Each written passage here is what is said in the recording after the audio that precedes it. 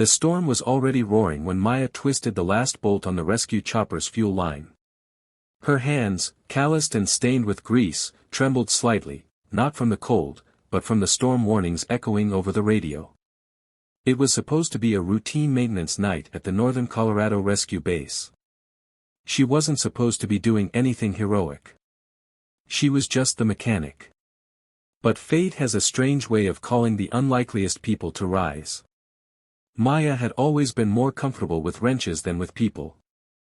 After leaving the army 5 years ago, she found solace in engines and rotor blades. Machines didn't judge the way people did. And in the solitude of the hangar, she could drown out the ghosts of war and the memories of her younger brother, Jesse, lost in an avalanche during a ski trip when no rescue chopper came in time. Since then, she devoted her life to making sure every machine in the base was ready, just in case someone else's Jesse needed saving. As snow battered the hangar doors and wind howled like a wounded beast, Maya's radio crackled with urgency. All pilots grounded. Repeat, no safe flying conditions, came the voice of Chief Davis. But we've got a situation. A small bus flipped over near Blackridge Summit. 3 kids and a driver. Injuries. Cold. No road access for at least 6 hours. Maya's heart clenched. What about the rescue pilots? She asked into the radio. All at the mountain training camp, hours away. And even if they could get here, we're not authorizing flights in this blizzard.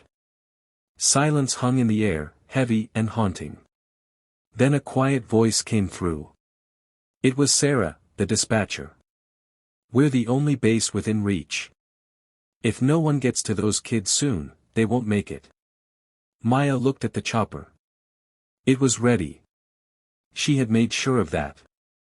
And in the stillness of the hangar, something stirred inside her, a long-buried resolve.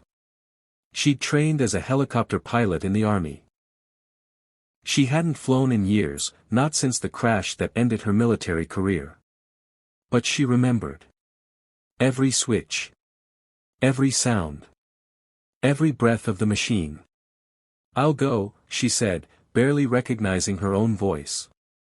Maya, Chief Davis replied after a beat, you're the mechanic.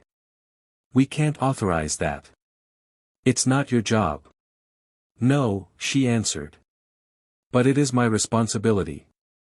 There was hesitation, static, and finally, a reluctant, quiet, Godspeed.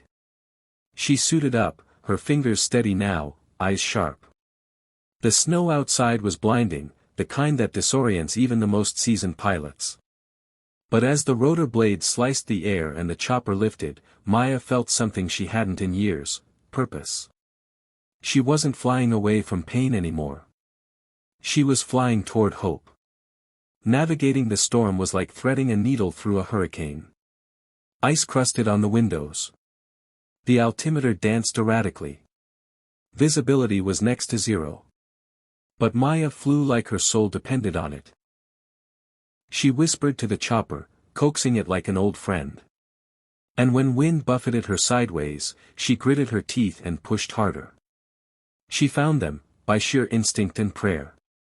A dim emergency flare flickered below, surrounded by a blanket of white. The bus had overturned and was half buried in snow. Maya hovered the chopper, heart pounding, then landed with surgical precision, the skids crunching on the icy slope.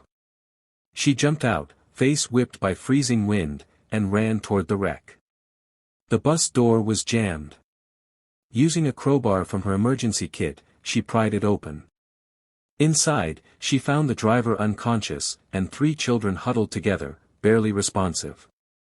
One little girl, no older than 7, opened her eyes and whispered, "Are you an angel?" Maya knelt and touched her frostbitten cheek. "No, sweetheart. I'm just the mechanic." She carried them, one by one, to the chopper, wrapping them in thermal blankets. Every second felt like a battle against time. Her hands bled from the cold, and her arms screamed in pain, but she moved like someone possessed, by grief, by love, by duty. When the last child was secure, Maya took off again, praying the fuel she loaded would be enough. The return was even worse.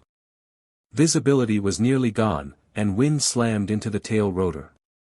A warning light blinked, icing on the blades. Maya's heart thundered.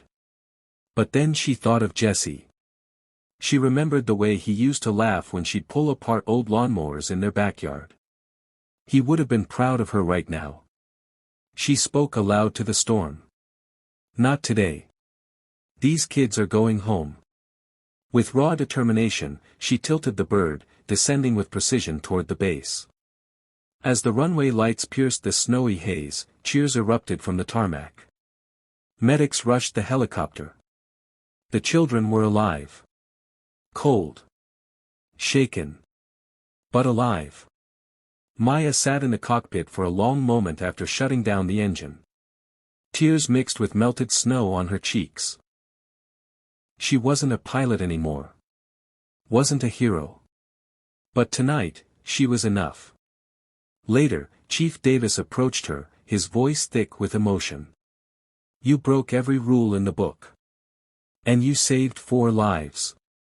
She looked down, half expecting reprimand. But instead, he saluted her. You weren't just the mechanic tonight, Maya. You were the miracle. News of her flight spread quickly. National outlets ran headlines like, Mechanic becomes hero pilot in blizzard rescue, and, Former soldier defies odds to save stranded children. But Maya didn't care about the spotlight.